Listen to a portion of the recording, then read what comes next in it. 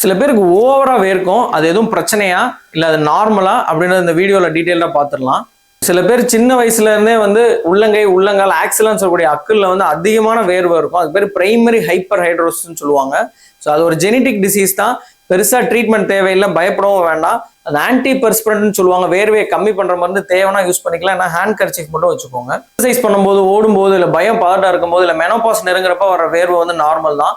சில பேருக்கு வந்து திடீர்னு ஒரு நல்லா ஃபேன் ஓடிட்டு இருக்கும் போதே சில்லுன்னு வேர்க்கும், ஒரு படபடப்பு இருக்கும். இல்லை ஈவினிங் மட்டும் வேர்க்கிறது, இல்லை ஒரு பகுதி மட்டும் கை மட்டும் வேர்க்கிறது, இல்லை நெஞ்சு முதுகு பகுதி மட்டும் வேர்க்கிறது, இல்லை நல்லா நடந்துட்டு இருப்பீங்க இப்போ வந்து நடந்தாலே வேர்க்குது அப்படின்னா கண்டிப்பா நீங்க சுகர், பிபி, ஹார்ட் டிசீஸ் இருக்கா, தைராய்டு ப்ராப்ளம் இருக்கா, இல்லை எதுவும் ஹார்மோன் ப்ராப்ளமா, இல்லை நியூரோ பிரச்சனை இருக்கா அப்படின்றத கண்டிப்பா பார்த்துடணும். உங்க ஃப்ரெண்ட்ஸ் யாராவது வந்து அதிகமா வேர்க்குதுன்னு ஃபீல் பண்றாங்களா, அவங்களுக்கு இந்த வீடியோவை ஷேர் பண்ணுங்க.